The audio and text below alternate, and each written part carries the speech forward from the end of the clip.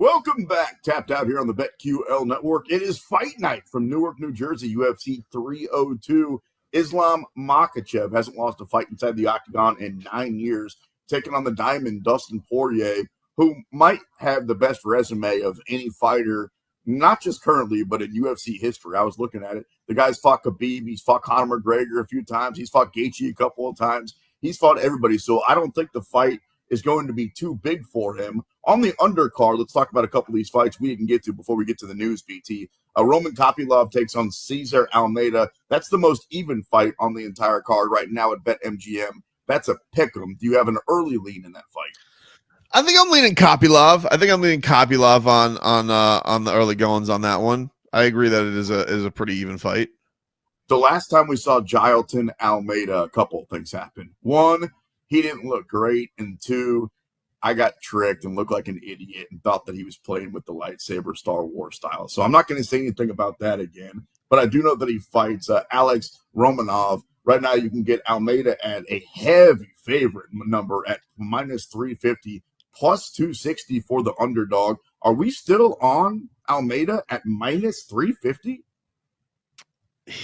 It's a tough number to swallow. I mean, I'd probably am going to go get him by sub. I mean, we'll get to methods later. That's probably where I find it a little bit more tolerable.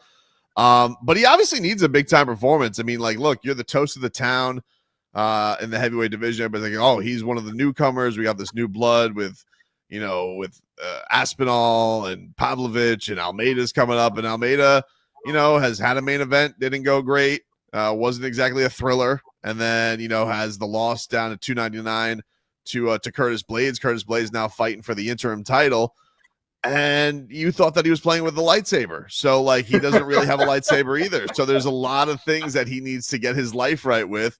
And not only that, like, dude, he was supposed to be on the main card and they bumped him. I mean, they bumped him for Nico, Price, and Moreno, a couple of basically journeymen. So, yeah, he's obviously in big time need of of an impressive performance, I think, here.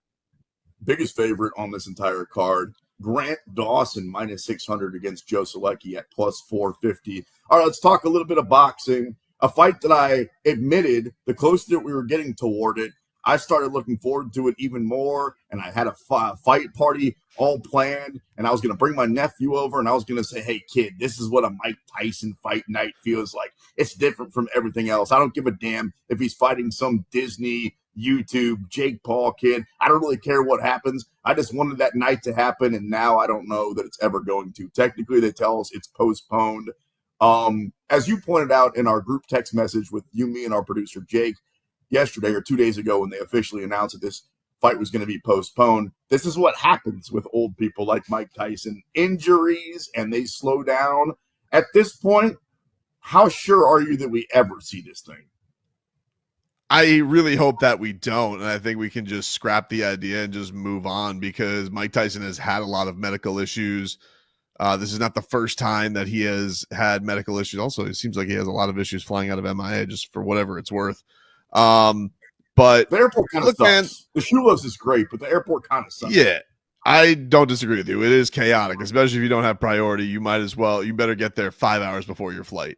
That being said, he's going to be 58 in a mere matter of days. People that old shouldn't be fighting, and it's noble that he wants to do it, and I don't disagree. Could he beat Jake Paul? Probably, maybe, fine. Do I need Mike Tyson to beat Jake Paul? No. I mean, his legacy is set in my mind. It was just kind of a cool thing, I guess, for him to make a lot of money. But, dude, let's just recap how this has gone thus far. They're fighting in Texas, where they're going to be fighting with giant gloves to protect Mike Tyson. They're fighting 2-minute rounds. What they say is to promote action. It's because he's 58 and he needs 2-minute rounds. Now he's had a medical ulcer issue on a plane where he can no longer train. Why are we still trying to have Mike Tyson fight? Can we please stop? I'm begging you guys. I'm telling you, the shell will look great. He will look pretty intimidating. He would come out with the towel and the black shorts, and we'll all feel nostalgic. It's cool. Do me a favor. Fire up YouTube. Have a nostalgia night. Watch old Mike Tyson footage because he shouldn't be fighting. He's nearly 60. This guy. Are you serious? Is he, you know those rascals that people drive around in the grocery store? Is he on a Yes. rascal yet? If he ain't on a rascal, then he can get in the He ring and has fight. been. He has he? He Has he? has been. Really? You want to know when that was? When he was 55. It's Okay. all, All right. you think it's gotten better with age? What are we doing, Doesn't look dude? like it. Okay. We got to Well, look. now that I have that information, I'm with you. He probably shouldn't be fighting. Although now it just leaves another. This was going to be the fight for Jake Paul that from my opinion, that was the most interesting.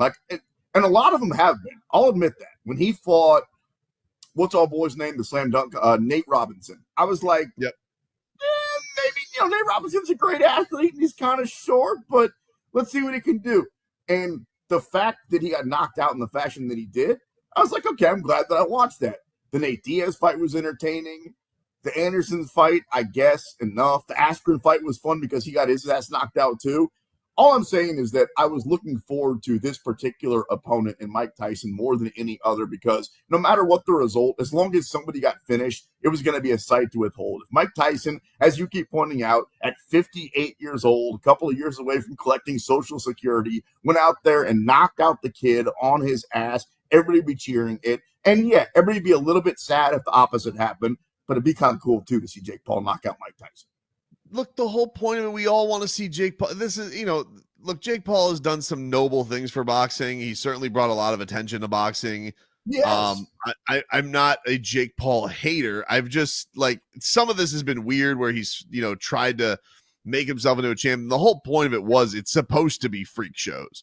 Like it's supposed to be, what if Jake Paul fights a really old, great boxer? Or what if Jake Paul fights a really good UFC fighter, but he's a lot bigger than him? Like the whole point of the Jake Paul thing is for him to be fighting freaks. That's what it's supposed to be. It's not supposed to be him trying to prove to everybody that he's a good boxer. Who cares? He lost to Tommy Fury quite decisively, who's a reality TV star and has a famous fighter's last name, and he lost to him in boxing.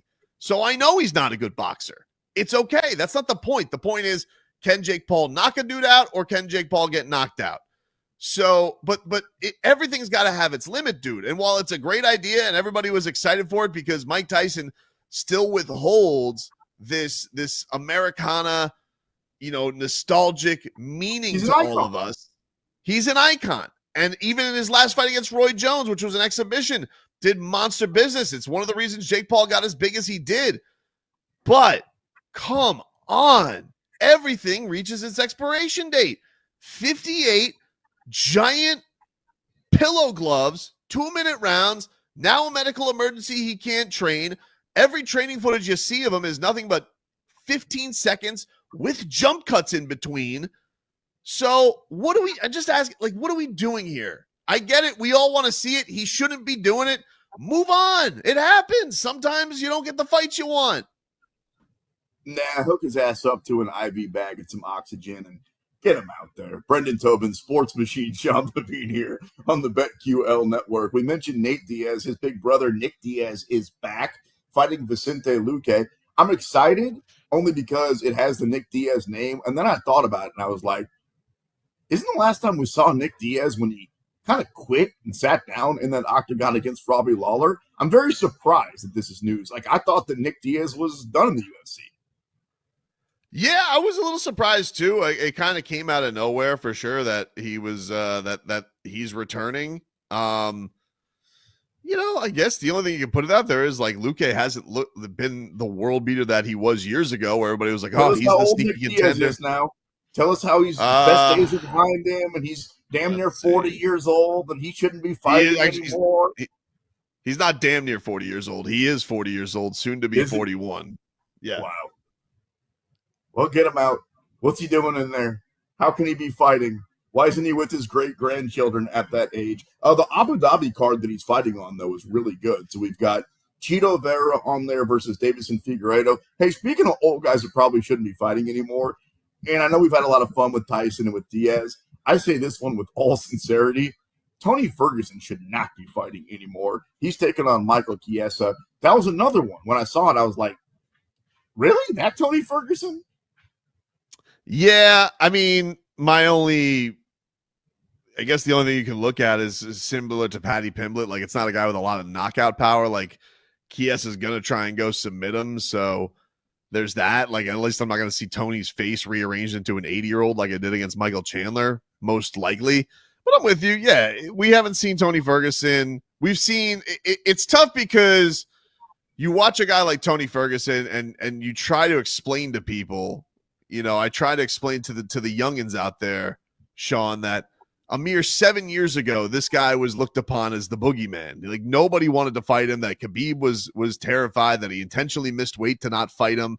And now to see this where he's at right now is a bummer. It's a bummer to see it because we all are just looking for flashes and moments. And you're almost hopeful that, man, maybe Tony can just have that one moment and all of a sudden, okay, maybe he'll be okay with walking away. But yeah, until then, you get nervous every time he steps into the octagon. That's just how it is.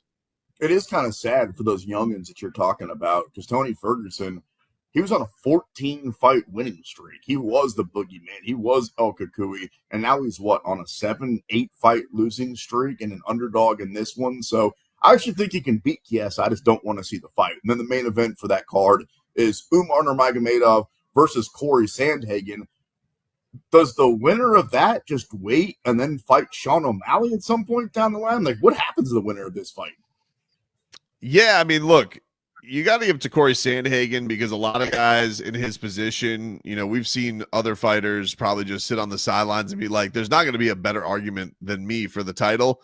And there's been multiple times where he's just gone out there and taken a really tough fight. Umar Nurmagomedov is an absolute monster, and Corey Sandhagen has had no easy feat to try and get back to a shot at the title.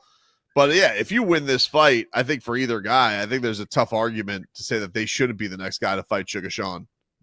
That division's just so convoluted, right? Like, it's clearing up a little bit, I suppose. Some guys have fallen by the wayside. Chito Vera. I apologize. And the like. Or to Marab. Let me just apologize. Or to Marab, whoever comes out on top.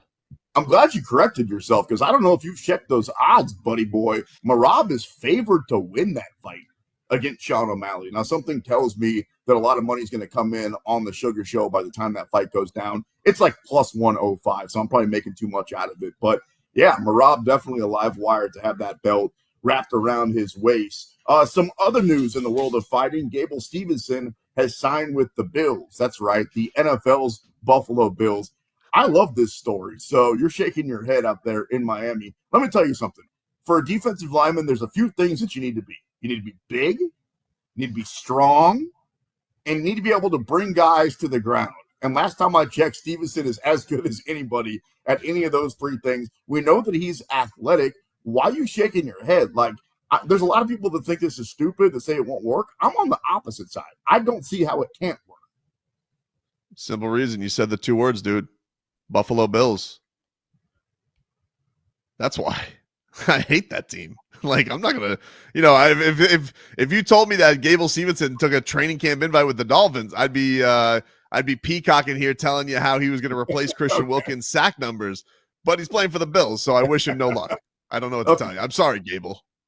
So if this was the same, if it was ended up on the Jets or something, if it was a Dolphins, anybody in the division, screw it. I actually thought once I saw it, I was like, that feels like a very Kansas City Chiefs-like thing to do. My beloved team. They go out there and they sign guys and do all these weird things. And they went out and got a rugby player who's actually going to get some playing time. Before we get out of here, don't know if you saw the footage of Conor McGregor on a yacht. He's got a big fight coming up about a month away. Probably much ado about nothing, right? Like, when it comes to Conor, as long as, let's say, 2 weeks before fight night, his head looks the right size and his heart seems like he's in the right space, I'm fine. I'm not too worried about McGregor. Me neither. It's one of these things where it's still 5 weeks out or so from the fight. So he's all right. I'm not too worried about it. I think once we get past that Dublin press conference and it's kind of time to lock in, and usually, but 1 week out, Conor's got a lot of young kids. He's partying with his wife. Honestly, probably better for his marriage that they're blowing off some steam, because I'm sure he's going to be really cranky in camp. Hey, you would know, you got a bunch of kids yourself. I don't know. I'm the sports machine, Sean Levine. That's Brendan Tobin. Coming up next, the show's going to get a little bit rude when we're joined by Rude Boy Randy Brown before he fights tonight at UFC 302. Don't go anywhere. Rude Boy joins us next on the BetQL Network.